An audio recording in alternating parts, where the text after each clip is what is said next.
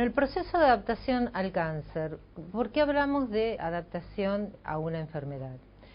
No todos los pacientes, o sea, no todos los individuos, o sea, que van a padecer cáncer, van a tener una depresión, un trastorno de ansiedad, un trastorno psiquiátrico acompañante, ni tampoco van a requerir un acompañamiento psicológico durante el curso de la enfermedad. Las personas estamos equipadas de tal manera para poder afrontar pérdidas más allá de lo que habitualmente se supone. Podríamos decir que la pérdida de la salud, o sea, se puede equiparar a una pérdida como la pérdida de un ser querido, como la pérdida de un trabajo, como la pérdida de una situación, de una relación de pareja. O sea, la pérdida de la salud también va a requerir un proceso de elaboración y de adaptación que, como dijimos, no necesariamente va siempre a estar o a necesitar que esté sostenida por un profesional de la salud mental. Esto es importante a los fines de no patologizar, digamos, al paciente. O sea, ya el paciente tiene bastante con su trabajo de paciente que va a durar durante todo el tiempo, o sea, que se estima el tratamiento en relación a la cirugía, en relación a la quimioterapia, la radioterapia, para además agregarle el peso, ¿no? O sea, de cargar con una, transformar, o sea, la angustia o la ansiedad o la tristeza adaptativa en una situación patológica. ¿Qué estudia la psicosociooncología? La psicosociooncología se ha desarrollado a partir de la década del 80, podríamos decir, en función de la prolongación de la vida. Digamos, la utilización de mejores recursos quirúrgicos, quimioterapia, radioterapia, el desarrollo de prevención de determinados cánceres, especialmente los más frecuentes, en la mujer el cáncer de mama, el cáncer ginecológico, en el hombre el cáncer de próstata, han contribuido a poder hacer una detección cada vez más temprana y como consecuencia de la detección temprana una prolongación de la vida. También los métodos diagnósticos, las tomografías, las resonancias, las ecografías, los PET, los SPEC, o sea, cada vez han ido afinando, o sea, la puntería, para decirlo de alguna manera, y pudiendo detectar más tempranamente lesiones, o sea, que van a tener, digamos, por lo tanto, una atención precoz y un tratamiento mucho más efectivo. En relación a esto, se ha incrementado la cantidad de profesionales que empezó a participar en el cuidado y el tratamiento del paciente oncológico, en función de mejorar la calidad de vida, la atención kinesiológica para la rehabilitación, la atención psicológica también para el acompañamiento de la psicoprofilaxis, o sea, la psicoprofilaxis quirúrgica, la psicoprofilaxis de quimioterapia, la psicoprofilaxis radiante y el abordaje de situaciones que vayan apareciendo a lo largo del proceso de la enfermedad. Por lo tanto, el desarrollo de esta especialidad nueva hoy, antes decíamos que era una subespecialidad, hoy podemos hablar ya de una especialidad, o sea, va a estar enfocada hacia el cuidado clínico y la asistencia del paciente, de la familia, hacia la educación y el entrenamiento del equipo de salud, o sea, porque el paciente oncológico es un paciente que va a estar atendido no solamente por un profesional, sino por un equipo de salud que van a tener diferentes pesos en los distintos momentos del tratamiento del paciente. Esto significa, digamos, que en un momento va a prevalecer el cirujano, en otro momento el oncólogo, en otro momento el kinesiólogo, en otro momento la fonoaudióloga, depende, digamos, o sea, qué tipo de cáncer sea, en otro momento va a predominar, digamos, la terapista ocupacional, los enfermeros, o sea, también van a formar una parte importante, o sea, tanto del tratamiento como de la rehabilitación como de los cuidados paliativos, en el caso que estos se requieran, del paciente oncológico. Y a esto se han incorporado asistentes sociales, psicólogos y psiquiatras. Y también la otra punta de este trípode está representada por la investigación en psicooncología, imprescindible, ¿no?, para obtener evidencias en relación a cuáles son los mejores abordajes, o sea, para los pacientes oncológicos y su familia. En relación a lo que decíamos de las pérdidas y tomando a la salud como a la pérdida de la salud como una pérdida, podemos citar a Bowlby, que dice que en el curso de la evolución la pérdida recuperable es prácticamente irrelevante en comparación a las que se recomponen.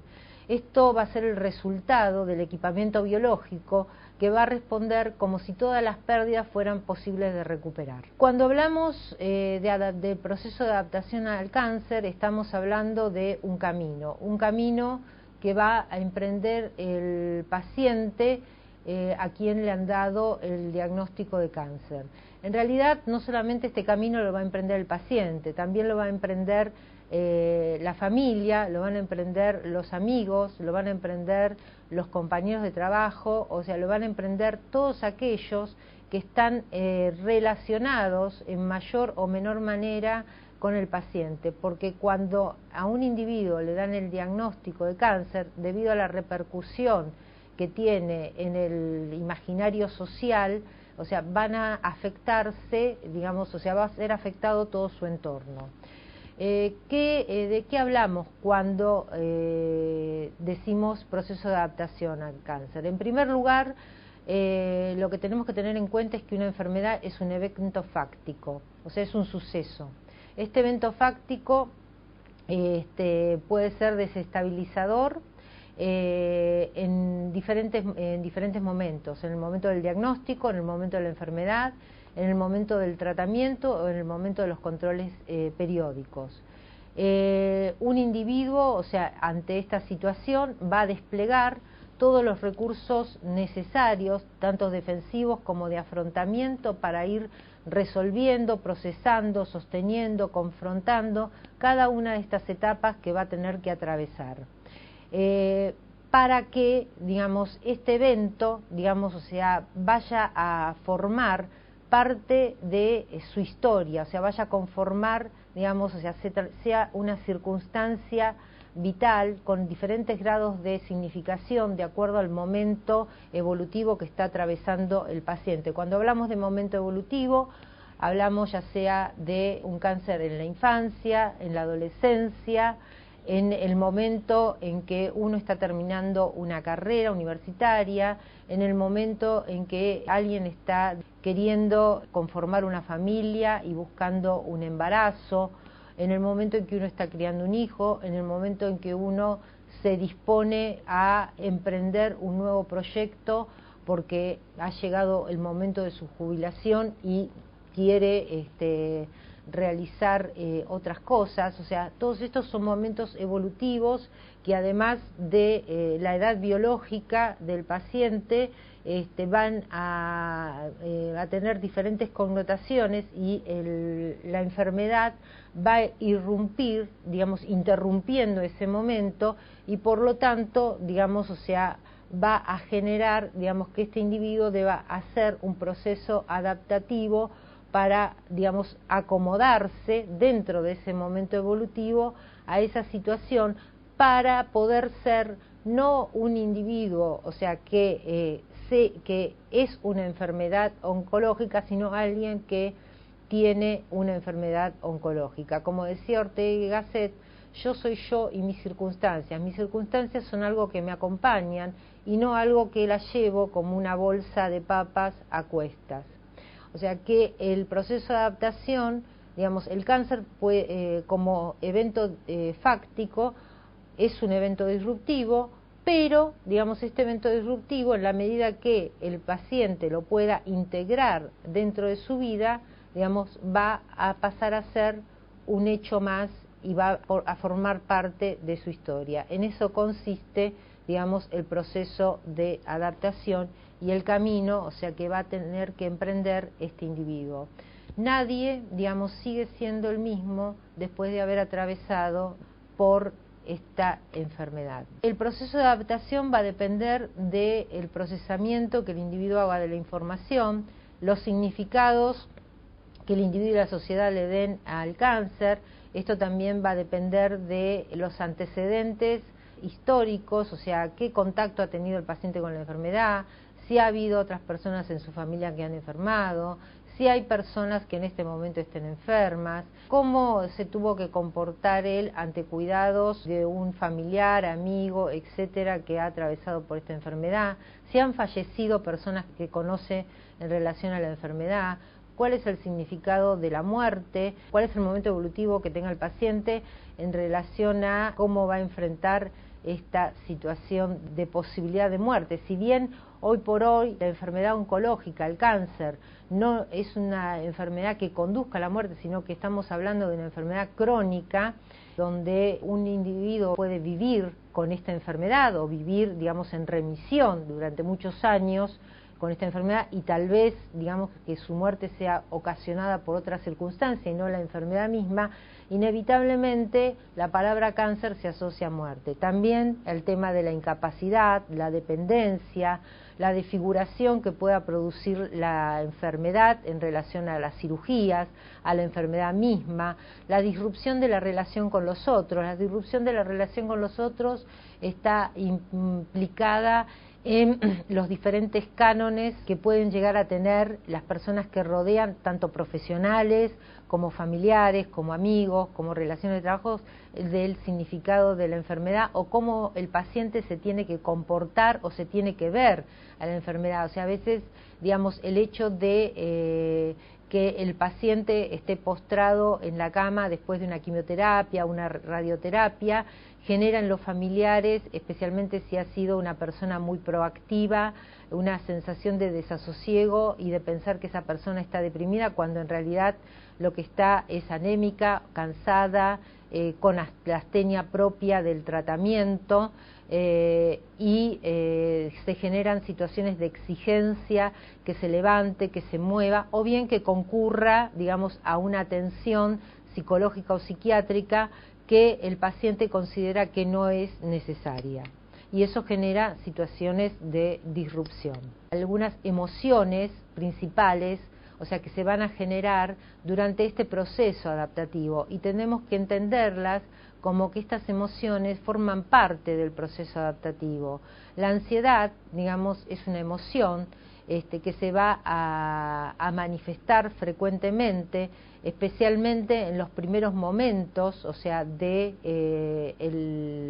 primeros momentos del diagnóstico, que se traduce a través de sensaciones físicas como de inquietud, rumiación de ideas, preocupaciones, pero que o sea, va a dar la posibilidad de que el individuo identifique aquello que le está pasando como una amenaza potencial y se empiece a activar, a anticipar, a movilizar, ¿no?, a generar acciones para resolver el problema que presenta y salir de una parálisis que le puede generar en un primer momento.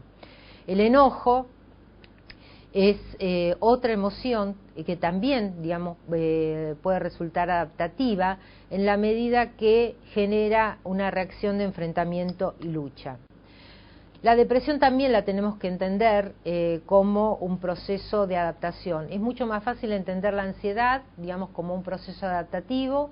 Más difícil es entender la depresión, digamos, como parte de un proceso adaptativo. Pero la depresión, en tanto proceso adaptativo y emoción adaptativa, se sirve para ahorrar energías cuando el individuo no puede resolver el problema, o esas energías, o sea, no van a tener una instancia productiva. Y por lo tanto, la depresión lo que va a hacer es bajar los esfuerzos, o sea, dirigidos al entorno. Dejar de intervenir, no gastar energías, inhibir, digamos, las funciones apetitivas que van a ser reemplazadas por esa sensación de tristeza que se va a producir cuando todavía no tengo una solución para el problema, o bien, digamos, no veo la solución para el problema. También otra función que cumple la depresión en tanto ansiedad es lo que llamamos realismo depresivo. En los momentos en los cuales nos encontramos con una depresión de tipo adaptativo, nos da la posibilidad de identificar causas o hechos con mayor precisión. Una expresión de realismo depresivo puede ser, como tengo cáncer, probablemente me voy a morir, tengo que dejar todas mis cosas en orden. Por ahí ese paciente no se va a morir, pero sí, digamos, o sea, es verdad que tiene que dejar sus cosas en orden, es bueno que empiece a dejar sus cosas en orden, porque seguramente durante mucho tiempo, o sea, no va a poder ocuparse de un montón de instancias. ¿Cuáles serían las fases de este proceso de adaptación normal, teniendo en cuenta estas, digamos, emociones que citamos, como la ansiedad, el enojo, la depresión adaptativa? Bueno, una primer fase es la respuesta inicial del paciente, que tiene que ver con no creer, esto, digamos, no me está pasando a mí, o bien sabía que esto me iba a pasar porque, digamos, atribución de causa, negación, desesperación. Aproximadamente esto puede llegar a durar, digamos, una semana. Furia, ¿no? Esto va acompañado de enojo, especialmente esto de ¿por qué esto me pasa a mí? Yo que soy una persona tan buena, como si el hecho de ser bueno, de haber hecho todas las cosas bien en la vida, a uno lo eximiera, o sea, de la posibilidad de estar enfermo. La fase 2, o sea, ahí es donde se van a ver con más relevancia estas emociones como ansiedad, humor depresivo. La ansiedad probablemente se manifieste también a partir de preocupación, rumiación, especialmente en los momentos nocturnos. Los pacientes van a referir que cuando se acuestan y dejan de hacer sus tareas, empiezan a pensar y a dar vueltas alrededor del problema, pobre capacidad de concentración, incapacidad de funcionar. Y esto puede llegar a durar también 2 a 3 semanas. Y por último, la fase de adaptación propiamente dicha, donde el individuo empieza a sopesar, digamos, sus posibilidades, o sea, a aceptar la validez de la información, o sea, bueno, hacer, hacer corroboraciones, o sea, que tienen que ver por ahí con interconsultas, o sea, que el paciente hace,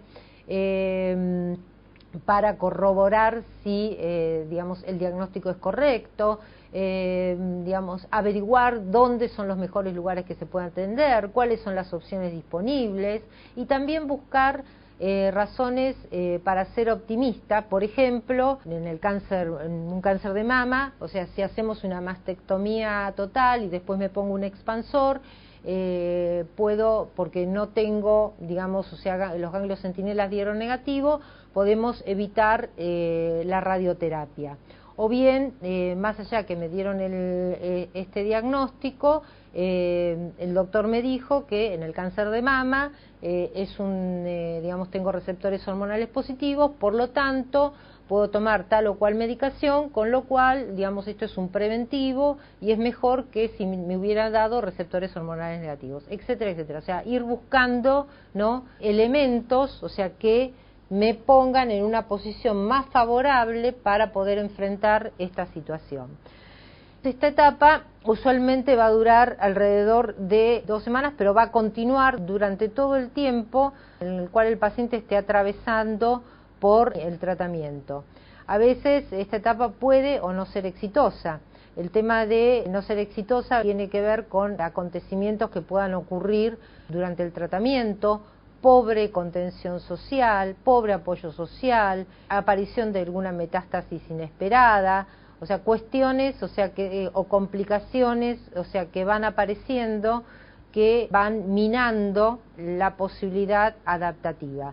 Pero en general la gran mayoría de los pacientes va superando, o sea, con sus propios recursos, estas situaciones. Nosotros, en el Hospital María Curie, donde yo trabajo, realizamos lo que se llama atención terapéutica precoz o psicoprofilaxis, en relación a hacer un screening a los pacientes que van a entrar en tratamiento para ver si necesitan o no un acompañamiento psicoprofiláctico en el comienzo, o sea, de este tratamiento. Hay pacientes, o sea, que después de esta entrevista, digamos, o sea, siguen, digamos, su tratamiento acompañados con sus familiares y el equipo de salud, que generalmente es un soporte muy importante.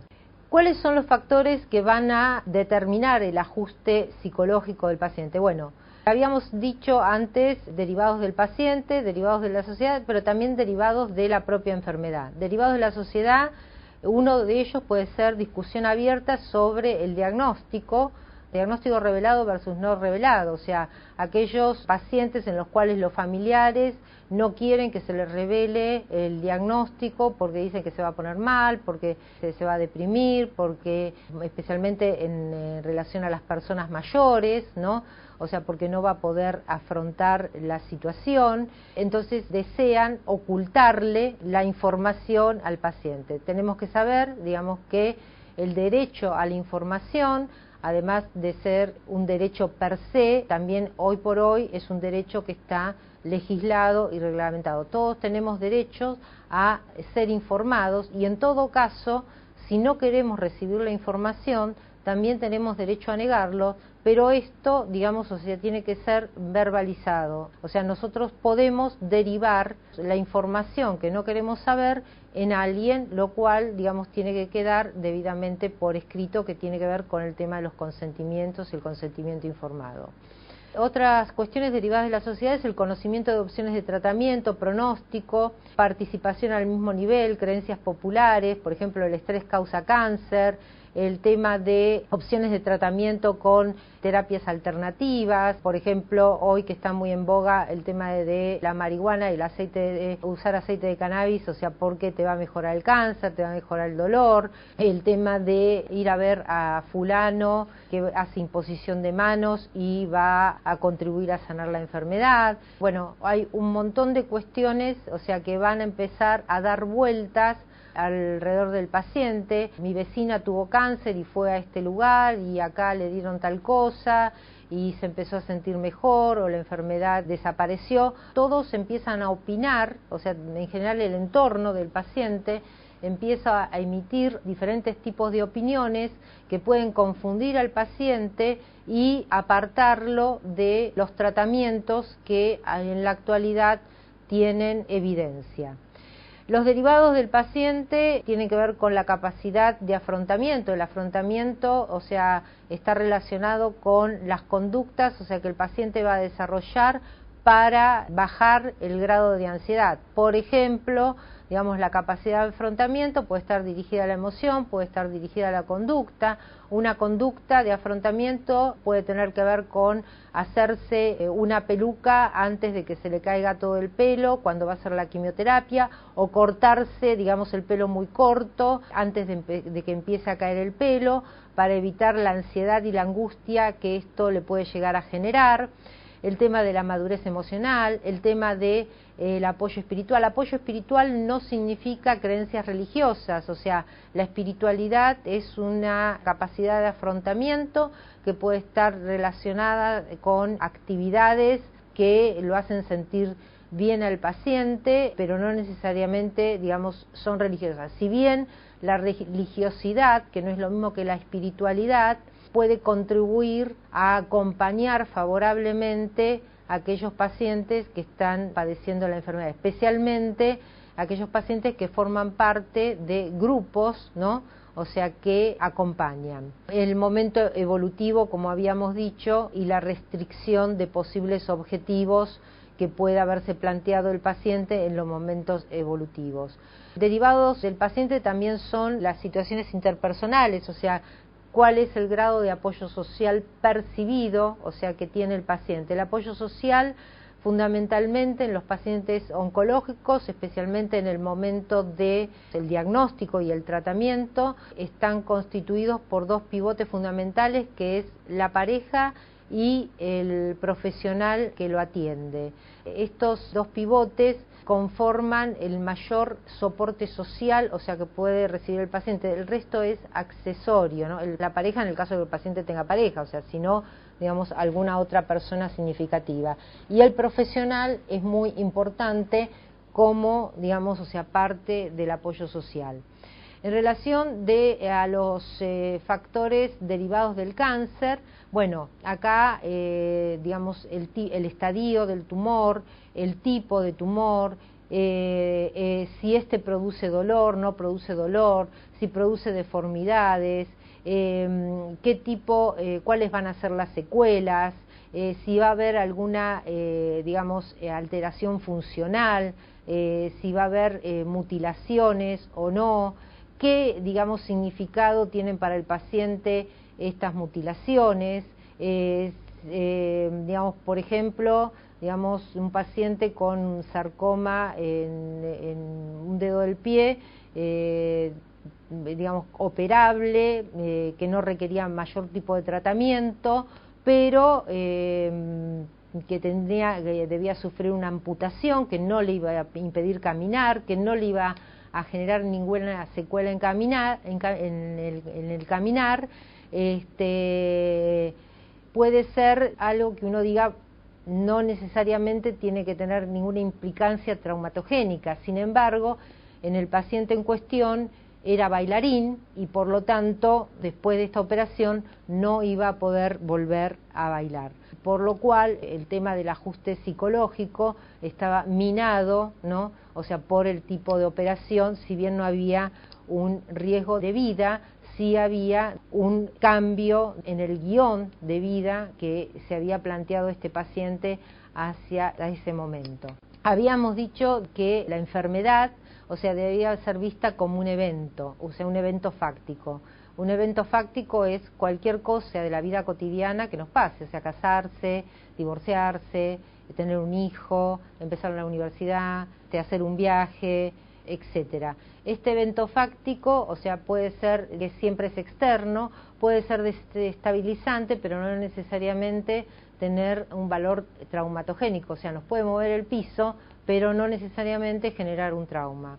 La reacción psíquica del orden de lo traumático va a sobrevenir como consecuencia del impacto de una situación disruptiva. ¿Cuáles son las características de los desórdenes por disrupción? O sea, un evento fáctico se va a transformar en traumatogénico cuando implica una situación del orden de la disrupción. Los desórdenes de disrupción van a dar lugar a lo que llamamos la patología de los disruptivos. Estos son aquellas situaciones de cambio que impactan del afuera, que van a impactar en el adentro, produciendo distorsiones vivenciales traumáticas. A diferencia de las neurosis, en los cuales la distorsión es intrapsíquica del sujeto, lo que transforma la relación con el entorno, o sea, la relación del entorno y el sujeto en una neurosis, o sea, va a estar, digamos, o sea, originada en su forma de pensar, de ver el mundo, de verse a sí mismo y a los otros. En el caso de la situación disruptiva, es algo que me viene desde el afuera y eso es lo que va a distorsionar, o sea, mi relación conmigo, con los otros y con el entorno. Los eventos disruptivos, o sea, no solamente tienen la característica que van a irrumpir en las personas, también afecta a instituciones y comunidades. Por ejemplo, un evento disruptivo que afecte a una comunidad, o sea, puede ser un evento climático, ¿no? O sea, una inundación, ¿no? Puede ser, digamos, la muerte de un representante de esa comunidad importante, un referente de esa comunidad, que afecte disruptivamente no a todos los individuos, pero sí a algunos individuos y altere, digamos, la forma cotidiana de desarrollarse de esa comunidad o bien esa institución. Son, por lo tanto, hechos que provocan una discontinuidad o una distorsión en el modo humano de elaborar, y la capacidad de elaboración va a estar dada por el background psíquico que tenga cada individuo o el background, digamos, o sea, de esa comunidad. ¿Cuáles son las cualidades que van a potenciar la calidad disruptiva de un evento? Lo inesperado. Lo inesperado, el cáncer, la enfermedad oncológica, tiene estas características, o sea, es algo que alguien no se espera, aún aquellas personas, o sea, que tienen familiares, que tienen antecedentes oncológicos, siempre existe el sesgo de esto a mí no me va a pasar.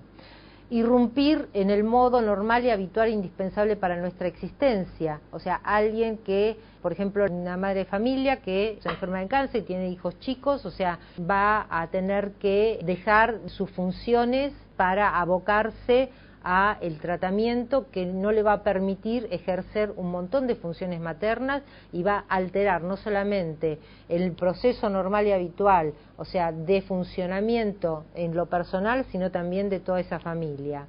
Minar el sentimiento de confianza en los otros. Esto tiene que ver mucho con las situaciones en las cuales a los pacientes se les informa que está curado o se les da un diagnóstico erróneo y después al año o a los 2 años se confirma el diagnóstico oncológico, con lo cual el paciente empieza a desconfiar de las personas que lo atienden, que lo asisten, empiezan a desconfiar de todo lo que le dicen. En relación a la expresión de curación, en vez de utilizar la expresión de remisión, implica, digamos, que el paciente piensa que no va a volver a atravesar por esas situaciones y 15, 20 años después aparece una metástasis y el paciente se pregunta ¿cómo? ¿No me dijeron que estaba curado? Entonces se empieza a desconfiar. Esto va a producir alteraciones en la posibilidad de un nuevo tratamiento, de recurrir nuevamente a su oncólogo, de recurrir nuevamente a la institución donde ha sido tratado.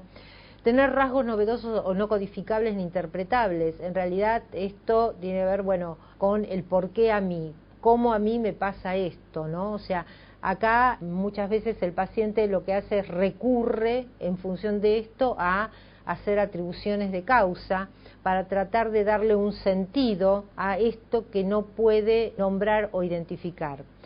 Amenazar la integridad física, tanto propia como de los otros. En ocasiones la disrupción no es del paciente, sino es de alguno de los familiares. O sea, no es el paciente el que vive la enfermedad como disruptiva, sino es un familiar, o sea, que anticipa la pérdida de esa persona querida, aunque esta pérdida no sea inminente, ¿no? O sea, está en el imaginario y, digamos, va a constituir una situación disruptiva. Distorsionar o destruir el hábitat cotidiano. Esa familia, ese, digamos, lugar de trabajo, ese entorno social, no va a volver a ser, digamos, no va a tener el mismo. Esa persona se reunía todos los viernes, o sea, para jugar al fútbol con sus amigos, va a faltar.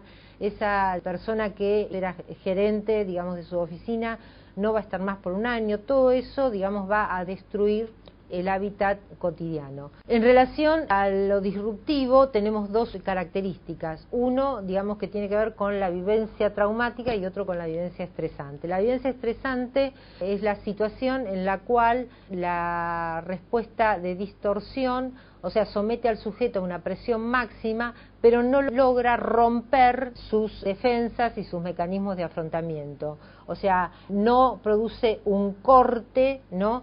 Sí actúa como angustia, pero como angustia señal, avisando del peligro y de la necesidad de reorganizar sus sistemas defensivos para esa supervivencia tanto orgánica como psíquica. En cambio, la vivencia traumática, la presión, digamos, que viene de lo externo, produce una penetración en el mundo interno, generando una fracción en el aparato psíquico, desarticulando los mecanismos de afrontamiento y defensa que tenga el individuo, generando un colapso, digamos, o sea, puntual y limitado del yo, donde la angustia no funciona como una angustia, digamos, o sea, señal, sino es la angustia misma. O sea, estoy angustiado porque no estoy angustiado, no, digamos, no hay, digamos, o sea, no funciona como una señal de peligro, digamos, en función de que me tengo que movilizar, ¿no? Deja al individuo paralizado, exagüe, desprovisto, digamos, de capacidades, de toda capacidad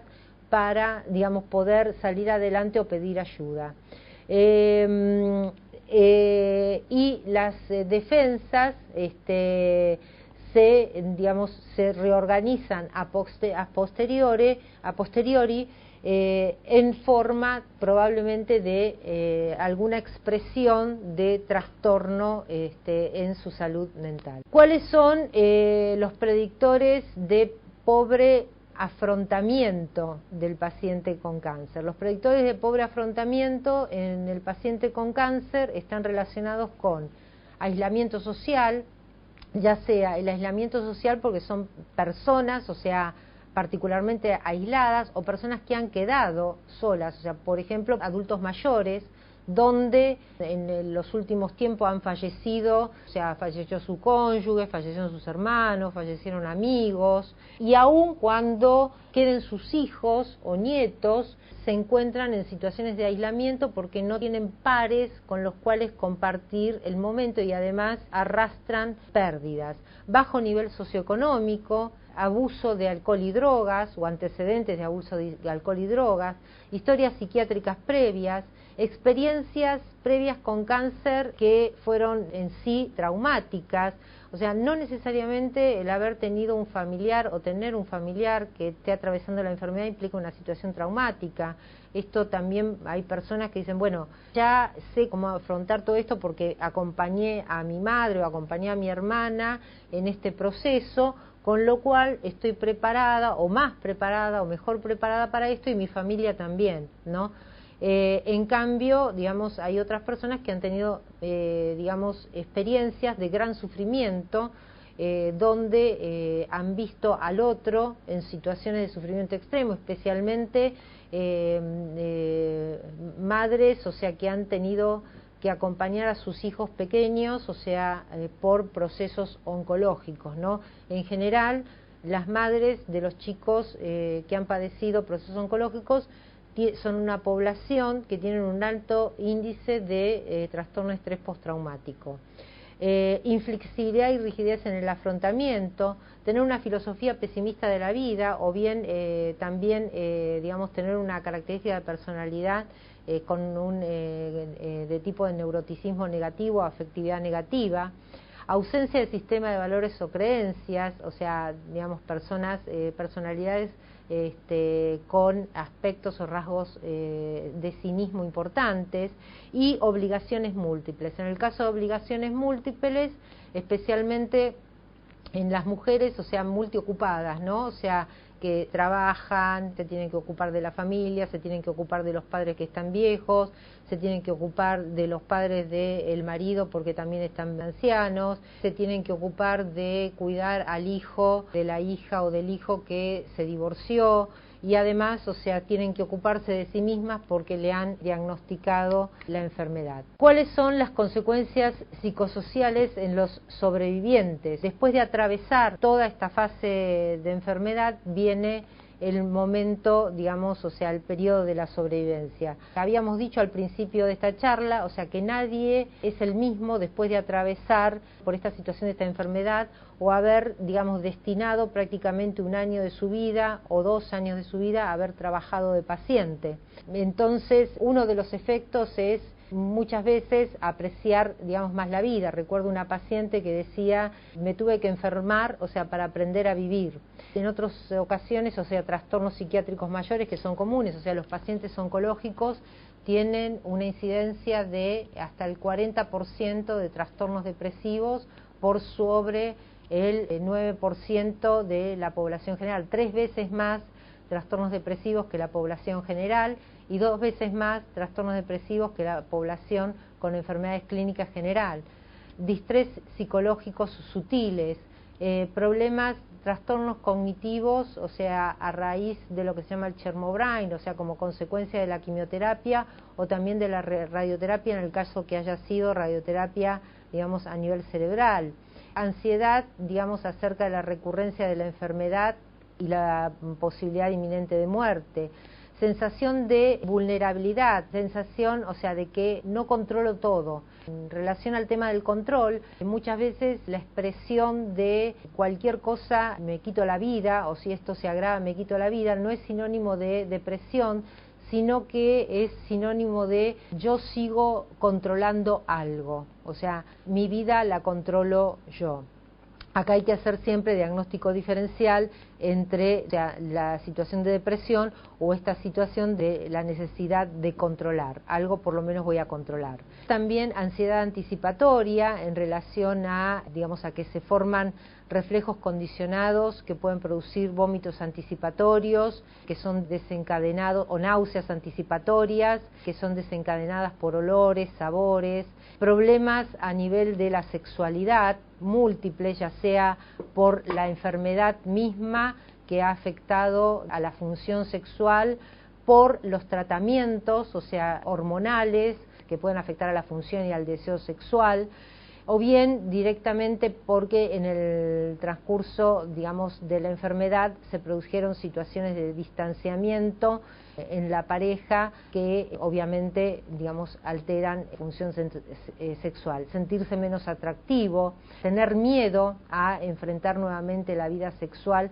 también por sentirse menos atractivo, tener miedo a tener dolor, por tener miedo a no satisfacer al otro, por tener miedo a no sentirse satisfecho, o sea, con el otro, objetivos profesionales alterados negativamente, menos habilidad para cambiar de trabajo, problemas en el trabajo, o sea, despidos. Muchas veces los pacientes que vuelven a trabajar después de haber atravesado esta enfermedad son sujetos de moving laboral, en tanto son desplazados de sus áreas de trabajo, ya sea de los equipos de trabajo o relegados a tareas que están por debajo de sus capacidades o de las capacidades que tenían antes de tener la enfermedad, con el objetivo de forzarlos a una renuncia, o sea, problemas laborales de diferente índole.